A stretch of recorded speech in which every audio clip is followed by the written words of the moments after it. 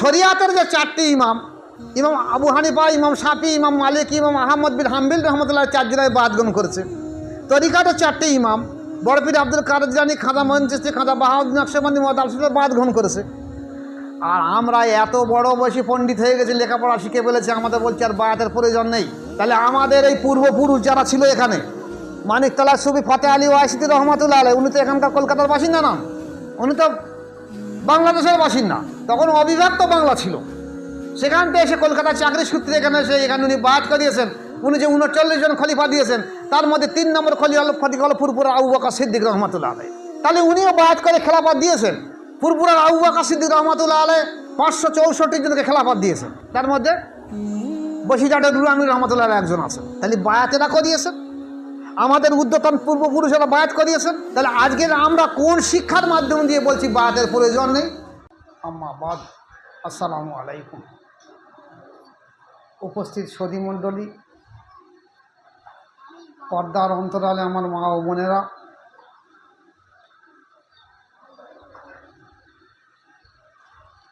আজকের গান এই যে আলোচনার সময়, এটা এমন একটা সময় যে সময় আলোচনা করা সম্ভব নয়, যেহেতু জোহর নামাজ বাদ আলোচনা। তবু আমরা দূরবর্তী থেকে এসেছি। অনেকে চেয়ে আছে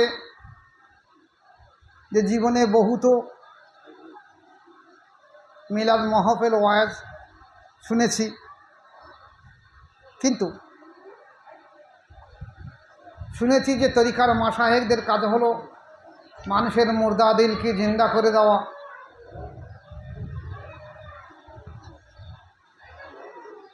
যদি সেই হিসাবে কিছু আলোচনা করার থাকে, তাহলে শ্রোতামণ্ডলী একটু সন্তুষ্ট হবে এবং মানুষ আগামীতে বড় এবং ভালো হওয়ার জন্য কিছু পাথেও পেয়ে থাকবে।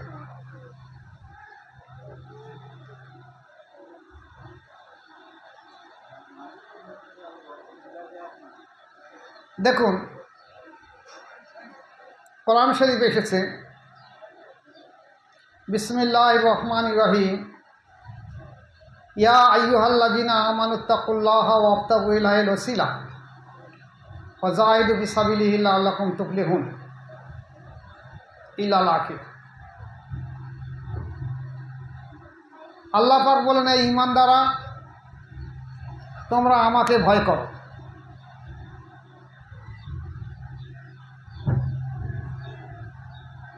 ওয়াবতাগু ইলাইহিল ওয়াসিলা, আর আমার নৈকট্য পাওয়ার জন্য তোমরা একটা ওসিলা অবলম্বন করো। জাহিদু সাবিলিহি, আর সেই রাস্তায় সাধ্য সাধনা করো। লাআল্লাকুম তুফলিহুন, তাহলে তোমরা সফলতা অর্জন করতে পারো।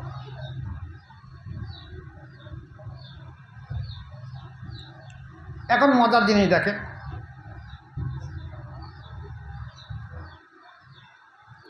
আল্লাহ পাক দিয়ে বলেন, ইয়া আইয়ুহাল্লাযীনা আমানুত্তাকুল্লাহ, এই ঈমানদাররা, তোমরা আমাকে ভয় করো। তো ঈমানদার, আমাদের ধারণা হলো, আমাদের গ্রাম্য এলাকার সাধারণ মানুষের ধারণা হলো যে আমার বাপ যখন মুসলমান ছিল, মাও মুসলমান, ঘরের সন্তান, বিবাহ হয়েছে ইসলাম রীতিনীতিতে, তাহলে আমরা তো সবাই মুসলমান। কিন্তু আল্লাহ পাক বলেন, ইয়া আইয়ুহাল্লাযীনা আমানুত্তাকুল্লাহ, ঈমানদার, ঈমান, এখানে মুসলমান আর ঈমানদার দুটো পার্থক্য আছে। ঈমানদার বলা হয়েছে কাদের? যারা ঈমান এনেছে, ঈমান এনে নিজের অন্তরে ঈমানটাকে বসিয়েছে, এরা হলো ঈমানদার।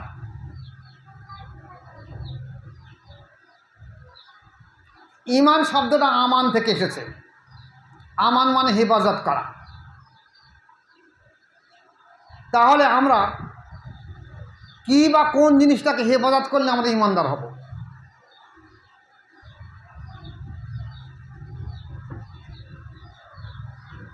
ভালো করে কান খাড়া করে নেবেন। আবার আগামীতে জীবনে আসতে পারবো কিনা জানিনি, বয়স হয়ে যাচ্ছে। দেখুন আমরা কালেমায়ে তাইয়্যিব পড়ি, লা ইলাহা ইল্লাল্লাহু মুহাম্মাদুর রাসূলুল্লাহ সাল্লাল্লাহু আলাইহি ওয়াসাল্লাম। এই কালেমায়ে তাইয়্যিব যদি কোনো ব্যক্তি না পড়ে সে মুসলমান হবে না। তা কালেমায়ে তাইয়্যিব তো ফকিরটা হারামেশাই পড়ে, ভিখারিটা। তাহলে এর ভিতরে কী অবশ্য রয়েছে যা পড়লে পাঠ করলে মানুষ ইমানদার হবে? ইমান তো আমান থেকে এসে আমানাত হেফাজত করা এসে, কী রয়েছে এর ভিতরে? আমরা তো সবাই জানি লা ইলাহা ইল্লাল্লাহু মুহাম্মাদুর রাসূলুল্লাহ। তাহলে এর ভিতরে কী এমন জিনিস আছে যেটা হেফাজত করলে আমি ইমানদার হব? সেটা হলো, দেখবেন কালেমায়ে তাইয়্যিবের ভিতরে এক জায়গায় একদিকে রয়েছে লা ইলাহা, আর একদিকে আছে মুহাম্মাদুর রাসূলুল্লাহ, আর মধ্যবর্তী জায়গায় রয়ে গেছে ইল্লাল্লাহ। এই একদিকে লা ইলাহা আর একদিকে মুহাম্মাদুর রাসূলুল্লাহ, আর মধ্যবর্তী জায়গাতে ইল্লাল্লাহ রয়েছে। লা ইলাহা মানে কোনো মাবুদ নেই, আর এদিকে আছে মুহাম্মাদুর রাসূলুল্লাহ, মুহাম্মদ সাল্লাল্লাহু আল্লাহ পাকের রসুল, আর মাঝে আছে ইল্লাল্লাহ, আল্লাহ ছাড়া। তাহলে এই দুই দিকের একদিকে দেওয়া হয়েছে কোনো মাবুদ নেই, আর একদিকে রয়েছে মুহাম্মদ রাসূলুল্লাহ, আর মধ্যবর্তী আছে ইল্লাল্লাহ। ঠিক যেমন দেখেন আমরা দেখেছি কি, আমরা যারা পাঞ্জাবি তৈরি করেছি, দর্জির কাছে গিয়ে দর্জি মাপ নিয়ে বলে আপনার 3 মিটার কাপড় লাগবে। 3 মিটার কাপড় দেওয়ার পরে এইবার দেখা যায় দর্জি আমার দেওয়া কাপড় দর্জি তার মর্জি মতন কেটেছে, কাঁচি দিয়ে কেটে আমার পাঞ্জাবির আকার তৈরি করেছে। আবার আমার বুক পকেটের উপরে, আমার বুকের উপরে দেখেন আবার 2 ইঞ্চি বাই 2 ইঞ্চি আলাদা কাপড় মেরে এখানে পট্টি মেরে রয়েছে। জামাটা আমার, কাপড়টা আমার, টাকা দিয়েছি আমি, দর্জির পারিশ্রমিক দিয়েছি আমি, কিন্তু আমার কাপড়ের ওপরে দর্জি 2 ইঞ্চি বাই 2 ইঞ্চি একটা পট্টি লাগিয়ে দিয়েছে। এই পট্টিটা যদি অন্য জায়গায় লাগিয়ে দিত তাহলে আমরা সহ্য করতে পারতাম না। এখন অবশ্য ছেলেরা করছে, ছেঁড়া প্যান্ট ছাড়া পরে না, আর সেই হাঁটুর এখানে পকেট হচ্ছে। তো এই যে পকেট, এই পকেটের ভিতরে আমানত বা হেফাজতের জিনিস রাখা, যেমন আমি একটা ডায়েরি রেখে দিয়েছি, একটা কলম রেখে দিয়েছি, এবং টাকা রেখে দিয়েছি। তাহলে একদিকে একটা কাপড় আছে আর একদিকে আলাদা পট্টি, দুটো লাগিয়ে দিয়ে তার মাঝে একটা আমানতের জিনিস রেখে দেওয়া হয়েছে। ঠিক তদ্রূপ লা ইলাহা একদিকে রেখে দেওয়া হয়েছে, আর একদিকে রাখা হয়েছে মুহাম্মাদুর রাসূলুল্লাহ, আর মধ্যবর্তী জায়গায় ইল্লাল্লাহ। এই আল্লাহকে হেফাজত করার কথা বলা হয়েছে। আর আল্লাহকে হেফাজত করার জন্য আল্লাহ পাক অন্তর দিয়েছে, মোমেনের অন্তর ছাড়া কোথায় হেফাজত আছে আল্লাহ পাক? আমরা তো জবানে হেফাজত করেছি আল্লাহ পাককে। আর এই হেফাজত করার পরে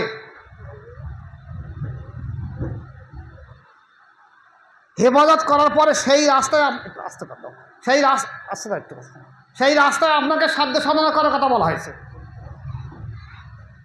তাহলে আপনি সফলতা অর্জন করবেন। আজকের এমন একটা সমাজ যুগ সন্ধিক্ষণ আমরা এসে গেছি, আমরা এই কলেমা দেখা যাচ্ছে পড়েছি কোথায়? কেউ বাড়ি পড়েছি মা বাপের কাছে, কেউ মক্তবে পড়েছি, কেউ মসজিদে পড়েছি, কেউ একটা জলসার মজলিসে পড়েছি। কিন্তু ইতিহাস ঘেঁটলে দেখা যাচ্ছে হযরত ওমর রাদিয়াল্লাহু তাআলা আনহু রাসূল পাক সাল্লাল্লাহু আলাইহি ওয়াসাল্লামের যে মাথা কাটার জন্যে যখন এসেছিলেন, তখন উনি বলেছিলেন যে এই ব্যক্তি এই কথাই বলছে লা ইলাহা ইল্লাল্লাহু মুহাম্মাদুর রাসূলুল্লাহ, যে আল্লাহ ছাড়া কোনো মাবুদ নেই, আর মুহাম্মদ আমি আল্লাহর রসুল, তোমরা আমাকে মেনে নাও। হযরত ওমর রাদিয়াল্লাহু এই কথা সমাজে সব জায়গায় প্রচার করতে বেরিয়েছিল, যিনি এই কথাই বলছে লা ইলাহা ইল্লাল্লাহু মুহাম্মাদুর রাসূলুল্লাহ, এটা আমরা মানব। এই ওমর রাদিয়াল্লাহু যখন রাসূল পাক সাল্লাল্লাহু আলাইহি ওয়াসাল্লামের কাছে আসলেন মাথা কাটার জন্যে, তখন রাসূল পাক সাল্লাল্লাহু আলাইহি ওয়াসাল্লাম কী করলেন? ওমর রাদিয়াল্লাহু উনি ওনার ডান হাত দিয়ে, ওমর রাদিয়াল্লাহু বাম সামনে এসেছেন, বাম আমরা পাগড়ি বলি বলে নাকি, এই জায়গায় হাত দিয়ে ধরে বলেন, ওমর তুমি কি এখন এই ভুল পথে জাহেলিয়াতের পরে থাকবে? কি এমন জাদু ছিল রসুল পাক সাল্লাল্লাহু হাত মোবারকে যে ওমর আলী থরথর করে কাঁপতে লাগলেন, বলে ইয়া রাসূলুল্লাহ হাবিবাল্লাহ, খাপ থেকে তলোয়ারটা খুলে রসুল পাক সাল্লাল্লাহু পায়ের কাছে রাখলেন, যে ইয়া রাসূলুল্লাহ হাবিবাল্লাহ আপনি আমাকে কলেমা পাঠ করে দিয়ে দেন। কিন্তু উনি বলেনি ইয়া রাসূলুল্লাহ হাবিবাল্লাহ আপনি সাক্ষী দেখুন আমি কলেমায় তাইয়ে পাঠ করে নিয়ে নিচ্ছি লা ইলাহা ইল্লাল্লাহু মুহাম্মাদুর রাসূলুল্লাহ, বরঞ্চ বলছেন আপনি আমাকে কলেমাটা পাঠ করিয়ে দিয়ে দেন। তাহলে যে কলেমায় এতদিন ধরে উনি পড়েছেন, যে কলেমা সম্পর্কে বলেছেন তোমরা আল্লাহ রসুল মোহাম্মদ বলছে, মোহাম্মদ সাল্লাম বলছে যে লা ইলাহা ইল্লাল্লাহু মুহাম্মাদুর রাসূলুল্লাহ, তোমরা এটা মেনো না। আজকের উনি সেই কথা না বলে উনি বললেন যে ইয়া রাসূলুল্লাহ হাবিবাল্লাহ আপনি আমাকে কলেমাটা পড়িয়ে দিয়ে দেন। পড়িয়ে দেওয়ার কী সার্থকতা? পড়ে তো নিতে পারত। এমন কোনো প্রমাণ নেই কোনো সাহাবা রসুল পাক সাল্লামের কাছে বলেছেন ইয়া রাসূলুল্লাহ আপনি সাক্ষী থাকুন আমি কলেমা পাঠ করে নিয়ে নিচ্ছি, বরঞ্চ প্রত্যেকটা সাহাবা এসে বলেছেন ইয়া রাসূলুল্লাহ হাবিবাল্লাহ আপনি আমাকে কলেমাটা পড়িয়ে দিয়ে দেন। আজ আমাদের দেশের আলেম ওলামারা বলছে কেন আমি তো কলেমা পড়িয়ে নিয়েছি, তাহলে আবার আমার একজনের কাছে কলেমা পড়তে হবে কেন? তার হাতে হাত দিয়ে তওবা পড়তে হবে কেন? তার হাতে হাত দিয়ে বাদ গ্রহণ করতে হবে কেন? আমি কি কলেমায় তৈয়ে পড়তে জানি? ভালো করে কান খাড়া করে শুনে নেবেন। হয়তো এই আলোচনা আবার জীবনে আপনারা জীবনে শুনতে পাবেন কিনা আমি জানিনি। জনাবে রসুল পাক সাল্লাল্লাহু আলাইহি সাল্লাম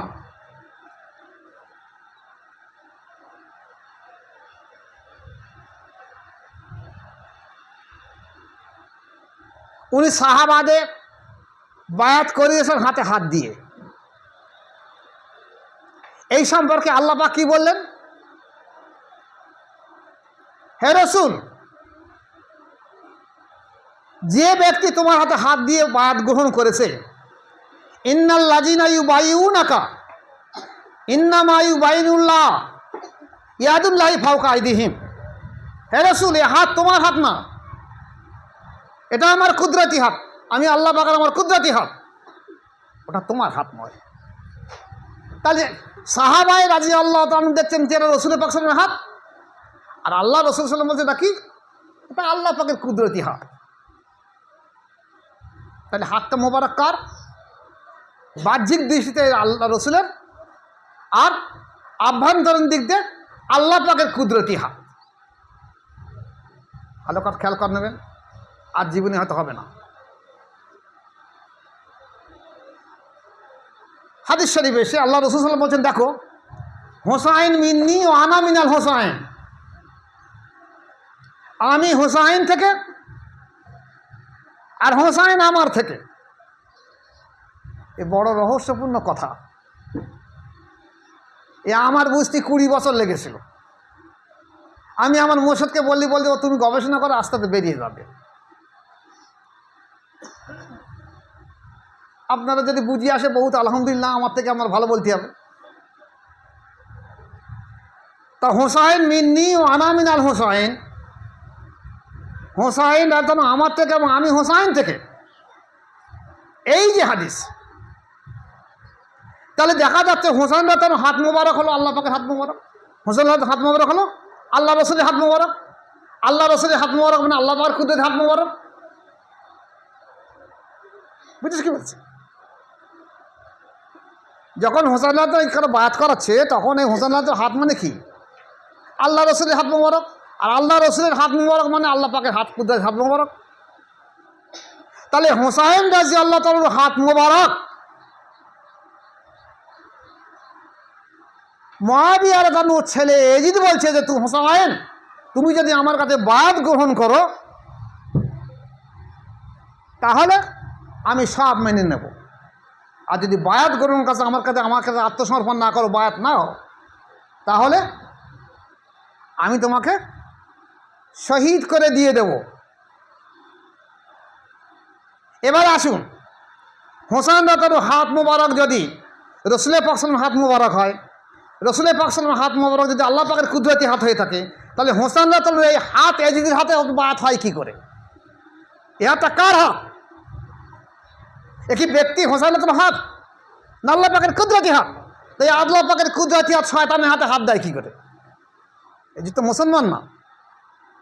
আমাদের দেশে এক সম্প্রদায়ের আলেম বর্তমানে বলছে যে এজিদ নাকি সারা বছর 364 দিন রোজা করতো,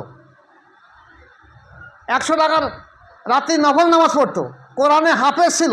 এখন কি খেয়ে তারা পড়াশোনা করেছে আমি জানিনি। আমি যতটুকু জানি এজিদ সবসময় মদে টর হয়ে থাকতো, যার কাজ ছিল মদ আর লম্পট্টগিরি আর নারীদের উপরে লালসা, আর কিছু ছিল না। আর নফসের গোলামি করা, নফস পরস্ত। তার কাছে হোসেন আব্দ কোন সাহসে হাত মোবারক বাড়িয়ে দিয়ে দেবে? যে হাত পরোক্ষভাবে আল্লাহ পাকের কুদরতি হাত হতে পারে না। তাতে হোসেন আব্দ বলেন, দেখো আমার নানার দিন, যে দিনের বর্তমান অবস্থা, সমস্ত দিনের রেসালাত আমার উপরে, বেলায়েত আমার উপরে। এই বেলায়েতের দরজা আমার আব্বা আল্লাহর কাছ থেকে সমস্ত বেলায়েত আমার উপর এসেছে। আমি শহীদ হয়ে যাব, তবে নানার দিনের এই আদর্শ, এই বেলায়েত, তোমার মতন এজিদ লম্পট চরিত্রের ব্যক্তি তোমার হাতে হাত দিয়ে তওবা পড়ে আমি ইসলামের এই ঝান্ডাকে মুছে দিতে রাজি নাই। তারা যদি আমি, আমার বংশধর, আমার সন্তান সন্ততি, আমার বিবি বাল বাচ্চা সব যদি আল্লাহর রাস্তায় কোরবান হয়ে যায়, তাতেও আমি রাজি আছি। তাই ঘটল, কারবালার ইতিহাসে তো তাই ঘটল।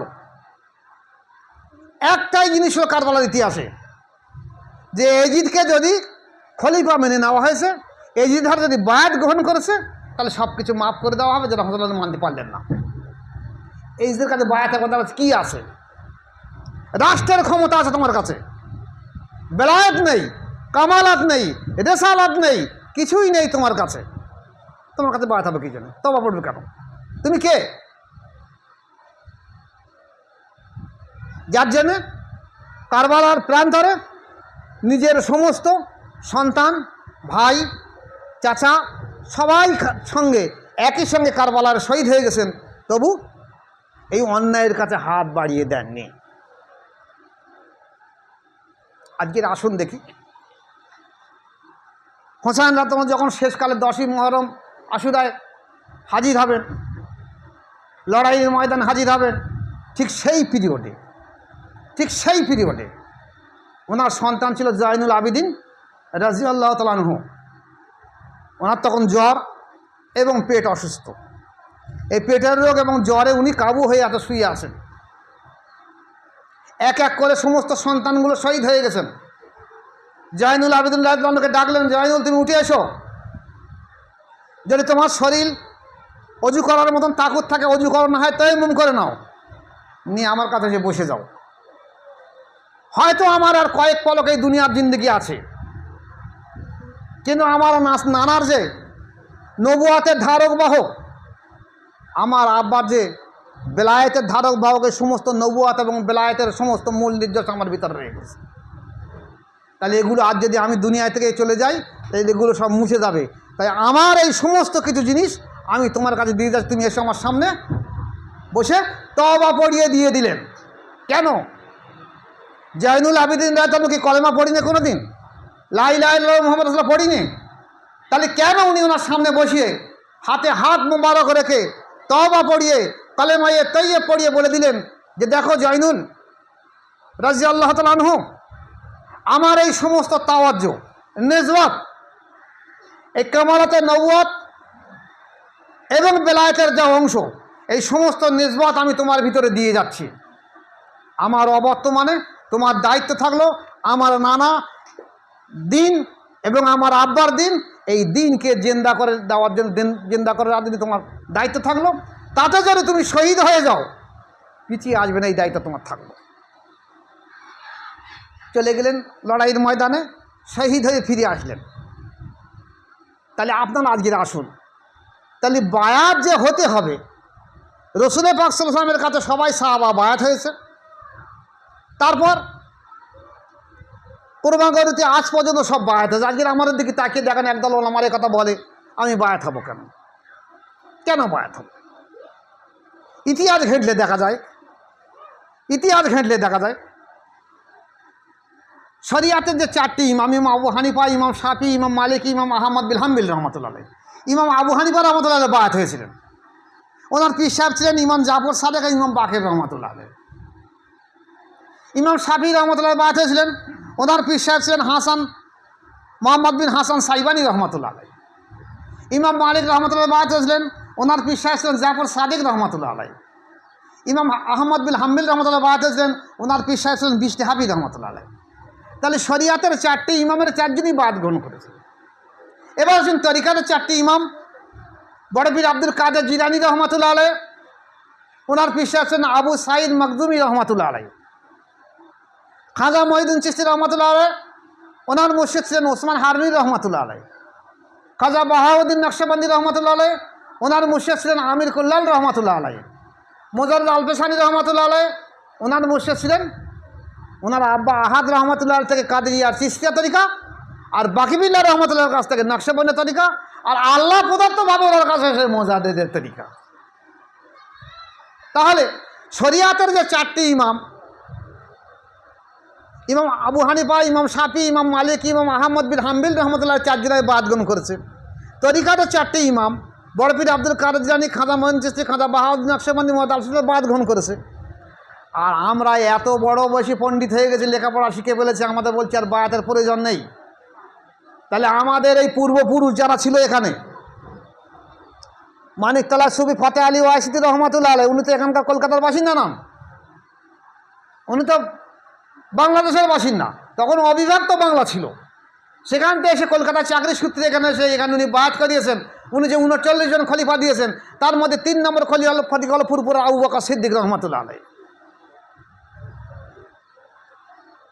তাহলে উনিও বায়াত করে খেলাফত দিয়েছেন। ফুরফুরার আবু বকর সিদ্দিক রহমতুল্লাহ আলাই 564 জনকে খেলাফত দিয়েছেন।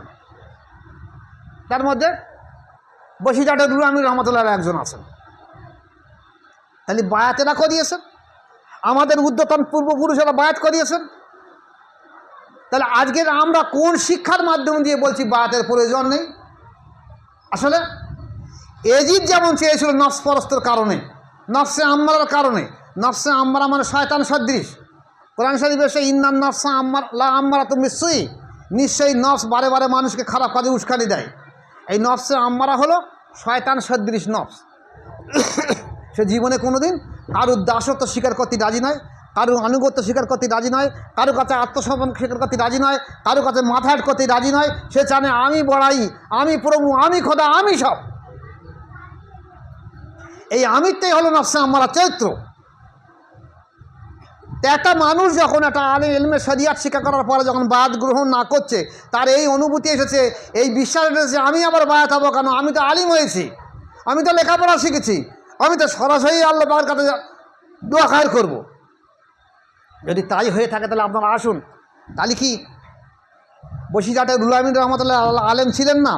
উনি কেন আবু বকর সিদ্দিকের কাছে বায়াত গ্রহণ করলেন? আবু বকর সিদ্দিক সাহেব কি লেখাপড়া জানতেন না? উনি কেন ফতে আলী সাহেবের কাছে বায়াত গ্রহণ করলেন? ফতে আলী সাহেবকে লেখাপড়া জানতেন না? উনি কেন নূর মোহাম্মদ সাহেব বায়াত গ্রহণ করলেন? আর আজকের আপনারা লেখাপড়া শিখে এমনই হয়ে গেছেন, কেন আমরা বায়াত গ্রহণ করবো? শুনে রেখে দেন যে এই পদ্ধতি ছাড়া জীবনে কোনো দিন মানুষ ঈমান আনতে পারবে না।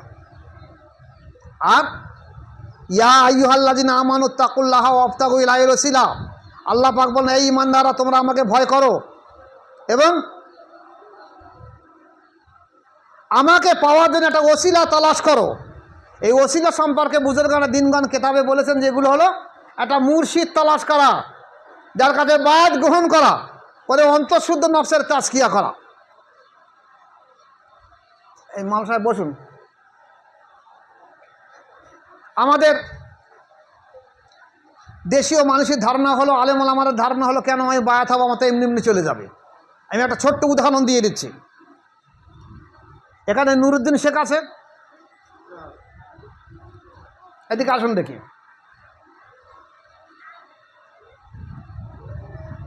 এই ব্যক্তি নাম বাড়ি মাছপুকুর,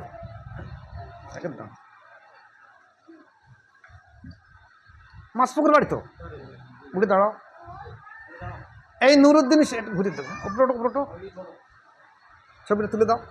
এই নুরুদ্দিন শেখের বাড়ি হলো মাছপুকুর। গত মাসে ওনার স্ত্রীর কিডনি হার্টের সমস্যায় নীলরতন হসপিটালে ভর্তি হয়েছে, বলে 14 তারিখ নাকি চিত্তরঞ্জন 14 তারিখে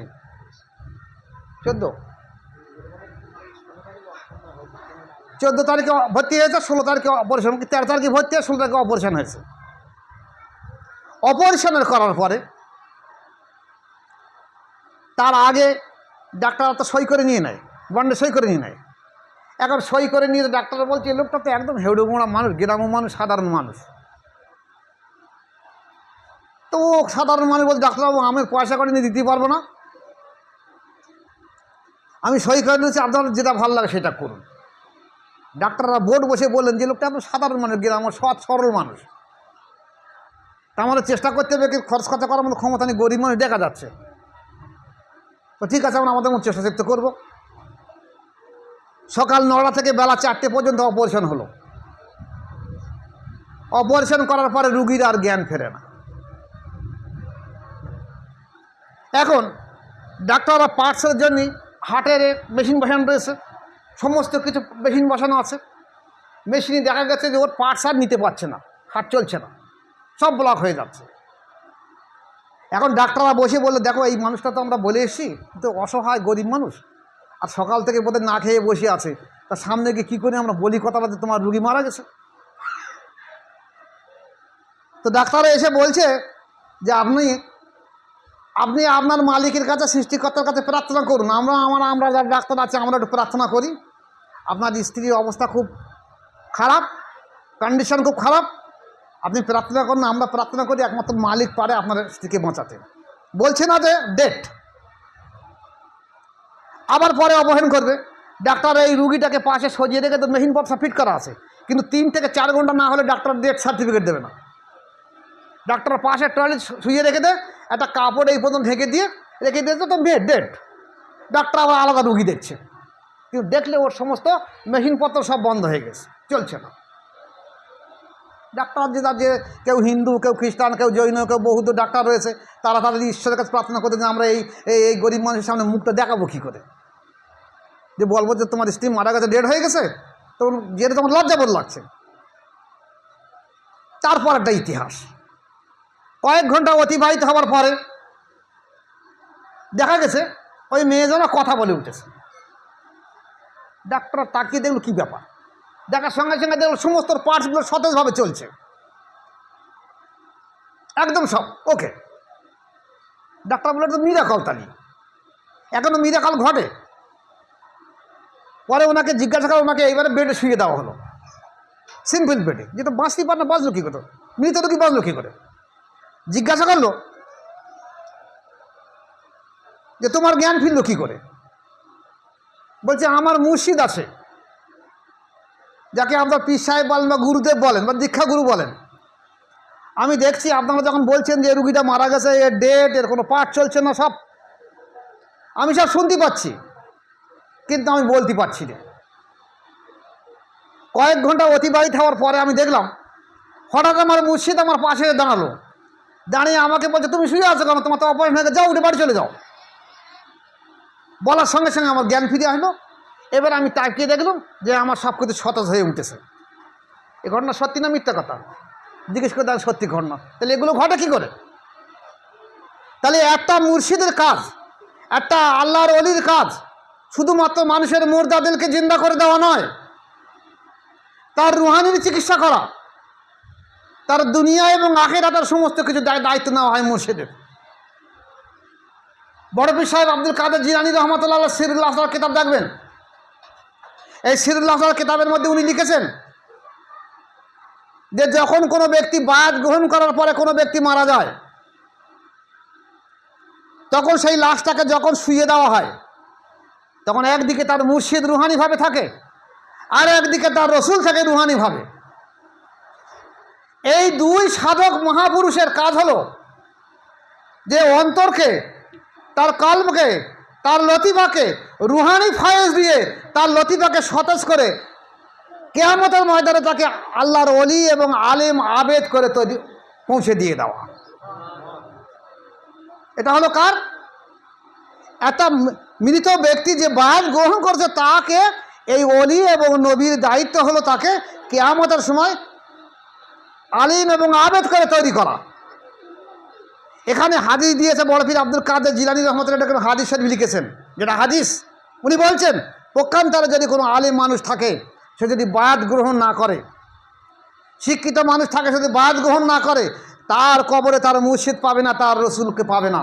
ফলে সে কিয়ামতের ময়দানে মূর্খ এবং জাহেল হয়ে উঠবে। আপনি কিতাব দেখে নেবেন সিদুল আজহার, যদি মনে হয় আমার কাছে বোধ হয় সম্ভবত আমার কাছে কিতাব আছে, কে নিয়ে আমি খেয়াল করতে পারছি না, তবে সিদুল আজহার কিতাব দেখে নিয়ে নেবেন। তাহলে একটা মুর্শিদ বা মাশায়েখের দায়িত্ব হলো শুধু দুনিয়ার জিন্দেগিতে রোগ মুসিবত নয়, অন্তরকে জেকেরে জারি করে দেওয়া, অন্তরকে সুস্থ করে দেওয়া এবং তাকে রসুলের সঙ্গে পরিচয় করে দেওয়া, আল্লাহ পাকের সঙ্গে পরিচয় করে দেওয়া। এটা হলো একজন মাশায়েখের দায়িত্ব। আজকের আমাদের দেশে সেইটার অভাব ঘটে গেছে, অভাব ঘটে গেছে। আজকের আমরা চেয়েছি কি, পীরের ছেলে পীর হচ্ছে, পীরের পোতা পীর হচ্ছে, পীরের নাতি পীর হচ্ছে। হ্যাঁ, হতে পারে যদি আল্লাহ পাক তাকে সেই যোগ্যতা দিয়ে থাকে, যদি মুর্দাদেরকে জিন্দা করে দেওয়ার ক্ষমতা তার থেকে থাকে, তার যদি মাশায়েখ থাকে, তার যদি মুর্শিদ থাকে, তার যদি অন্তর জেকেরে জারি থাকে, তার যদি নফসের তাসকিয়া থাকে, অবশ্যই সে মাশায়েখ। যদি না থাকে, তাহলে তার যদি নিসবত না থাকে, একটা তরিকার নিসবত না থাকে, তাহলে সেই ব্যক্তি আরেকজনকে বাদ করে দেওয়া মানে তাকে পথভ্রষ্ট গুমরাহি করে দিয়ে দিচ্ছে। এই পদ্ধতির মাধ্যম দিয়ে আজ বর্তমান জামানার মানুষ মনে করেছে যে আমি তো বহু জায়গায় বায়াত হয়ে আছি, যে আসে তারাতে বায়াত হই, যে আসে তারাতে বায়াত হই। কিন্তু বায়াতের সত্য যে অন্তর আল্লাহ জেকেরে জারি করে দেওয়া, এটা মুর্দাদেরকে জিন্দা করে দেওয়া। আল্লাহ রাসূল সাল্লাল্লাহু আলাইহি ওয়াসাল্লাম হাদিস হলো, যখন মানুষ কোনো গুনহার কাজ করে তার কলবে একটা কালো দাগ পড়ে, আর যখন সে তওবা করে খালেস নিয়েতে, তখন দাগটা মুছে দেয়। তাহলে যখন এই দাগ পড়ে পড়ে এমন একটা পর্যায়ে আসে, যেমন আজকের কারে কারেন্টের লাইন এসছে, কিন্তু আগেকার জমানায় ছিল আমাদের এখানে হ্যাঁচাক লাইট ছিল, তার আগে টিমটিমি ছিল, হারিকেন ছিল, লন্ঠন ছিল, এসবগুলো ছিল। এই লন্ঠন বা হারিকেনগুলো কেরোসিন তেল দিয়ে জ্বালানো হতো। যদি এর কাঁচ বা চিমনিটাকে 2 দিন 3 দিন পর পর না মোছা হতো, তাহলে 10 দিন 15 দিন না মুছতে দেখা যাচ্ছে হারিকেন জ্বলতো, কিন্তু ওর আলোয় কিছু দেখা যেত না। তাই মারা সন্ধেবেলা ছেলেদের, বাচ্চাদের, মেয়েদের বলতো হারিকেনের কাঁচটাকে ভালো করে মুছে রাখ, তারপর ধরাবে আমার কেনটা। তাহলে ও জ্বলছে, কিন্তু ওর জ্বালা, ওর আগুনের তেজে কোনো উপকার হচ্ছে না মানুষের। ঠিক তদ্রূপ একটা মুর্দা দেলকে জিন্দা করে দেওয়া দায়িত্ব হলো একজন মাশায়েখ বা ওলির। যিনি আপনার মুর্দাদেরকে জিন্দা করে দিতে পারবে সেই হলো মাশায়েখ, সেই হলো আপনার মাশায়েখ। আপনি যদি মনে করেন চিনব কি করে, হ্যাঁ ঠিক আছে, যদি কেউ বলে আমি মাশায়েখ, আপনি বায়াত গ্রহণ করুন। বায়াত গ্রহণ করে আপনি জেকের নেন, তাই কাদরিয়া হোক, চিস্তিয়া হোক, নকশবন্দি হোক, মোজাদ্দেদিয়া হোক, নিয়ে আপনি 1 মাস, 1.5 মাস, 2 মাস, 6 মাস পর্যন্ত কাজ করুন। 6 মাস কাজ করার পরে মুর্শিদের তাওয়াজ্জুহ ফয়েজের মাধ্যম দিয়ে যদি আপনার মুর্দাদেল জিন্দা হয়, আল্লাহর জেকের জারি হয়, তাহলে মনে করেন ওলি মানুষ। আর না হলে আপনি পাল্টে নেবেন। যেমন দেখা গেছে রাত দুপুরে যদি কারোর পেটের অসুখ চাকায়, পেট ব্যথা করে, তাহলে সঙ্গে সঙ্গে আশেপাশে একটা হেতুড়ি ডাক্তারের কাছে যাবে, আর পেট ডাক্তার ওষুধ খাওয়ার জন্য। সেখানে না সেরে যায়, সকালবেলা আবার যাবে একটা নার্সিংহোমে, না একটা বড় ডাক্তার কাছে যাবে, শেষকালে না হলে কলকাতার বড় হসপিটালে চলে যাবে। তাহলে এখান তো আমার রোগের কারণে আমি হসপিটাল ডাক্তার পরিবর্তন করেছি। তাহলে আমার রোগ হলো অন্তর। আমার এই মুর্দাদেরকে জিন্দা করে যিনি দিতে পারবেন, তিনি হলো আমার মাশায়েখ, তিনি হলো আমার ওলি। এইটা যদি লক্ষ্য রাখতে পারি, তাহলে দেখা যাবে আমি আর পথভ্রষ্ট গোমরাহি হব না। আর যদি না পারি, তাহলে পথভ্রষ্ট গোমরাহি হয়ে যাবে। তাই আমাদের প্রত্যেকের দায়িত্ব হলো যে মাশায়েখকে দেখতে হবে তাকে নিসবত আছে কি না। পীর হলে হবে না, মাশায়েখ হলে হবে না। জবানের দ্বারা, মুখের দ্বারা বললে যে আমি পীর, পীরের বংশ, পীরের আওলাদ, পীরের অমুক, না, হবে না। আগে দেখতে হবে তার নিসবত আছে কি না, এবং সেই নিসবতের কাছে বায়াত হয়ে সেই ব্যক্তি, অধিকাংশ ব্যক্তি অন্তর যেমন যেখানে জারি হচ্ছে কিনা, আর অধিকাংশ ব্যক্তির নফসের তাজকিয়া হচ্ছে কিনা দেখতে হবে। নফসে হাম্মারা থেকে নফসে লওয়ামা, নফসে লওয়ামা থেকে নফসে মুলহেমা, নফসে মুলহেমা থেকে নফসে মুতমাইন্না হচ্ছে কিনা। যদি হয়ে থাকে তাহলে বেশাকিনি মাশায়েখ, আর না হয়ে থাকে আপনি ওখান থেকে পরিবর্তন হয়ে অন্য জায়গায় মাশায়েখে বাদ করুন। যাক, টাইম অনেক হয়ে গেছে, 1:40-45 হয়ে গেছে। দুপুরের সময় খাওয়া দাওয়ার ব্যবস্থা হয়তো বাড়িওয়ালার তরফ থেকে করে রেখে দিয়েছে, সবাইকে কিছু খেতে হবে। আমি আবার সে দূরবর্তী ব্যক্তি, অসুস্থ মানুষ, আমাকে তো যেতে হবে। তা আপনারা চেষ্টা করবেন যে যারা যেখানে বায়াত হয়ে আছেন, যদি তার কাছে নেসবত থেকে থাকে, সেজদা থেকে থাকে, খেলাফত থেকে থাকে, তাহলে সেখানে বায়াত হয়ে 40টা দিন থেকে বড় 6 মাস পর্যন্ত কাজ করে দেখবেন। যদি আপনার অন্তর মোর্দাদের আল্লাহর জিকিরে জারি হয়, তাহলে তাকে মাশায়েখ বলে মানবেন, নতুবা মানবেন। আল্লামা রুহুল আমিন রহমাতুল্লাহ বৈশাখে উনি তরিকত দর্পণের ভিতরে বলেছে, একটা মানুষের কাছে যদি 10 জন মানুষ 100 জন বায়াত হয়, তাহলে কম করে 60 জন মানুষের অন্তর আল্লাহর জিকিরে জারি হতে হবে। যে 10 জনায় কম করে 6 জন বায়াত হতে হবে, 6 জন অন্তর জিকিরে জারি হতে হবে, তাহলে তিনি মাশায়েখ। আর যদি কেউ না হয়, তাহলে মনে করেন মাশায়েখের উপযুক্ত নয়। আল্লাহ পাক আমাদের প্রত্যেক ভাইকে তৌফিক দেখ। আমি দোয়া রাখি প্রত্যেকটা মানুষ তেমন নেসবতওয়ালা মানুষ, আল্লাহওয়ালা মানুষ দুনিয়ার বুকে সর্বসময় আছে, কিয়ামত পর্যন্ত থাকবে। আল্লাহ পাক আপনাদেরকে প্রত্যেককে সেইরকম একজন আল্লাহ ওয়ালি মানুষের সোহবতে নিয়ে যাক এবং তার কাছে বায়াত গ্রহণ করে, তার আত্মসমর্পণ করে, তার কাছে আত্মসমর্পণ করে আপনারা দুনিয়া থেকে বিদায় হয়ে যান। দেখবেন ইহকাল এবং পরকাল উভয় আপনাদের জন্য সৌভাগ্য দ্বার খুলে যাবে। আল্লাহ আমাদের প্রত্যেক ভাইকে তৌফিক দেখ যে এরকম ধরনের হাক্কানি আলেমের কাছে যেন আমরা প্রত্যেকে বায়াত হয়ে ইসলামের জিন্দেগি কায়েম করতে পারি। ওমা আলাইন ইল্লাল বালাগ। আসসালামু আলাইকুম ওয়া রাহমাতুল্লাহি ওয়া বারাকাতুহু।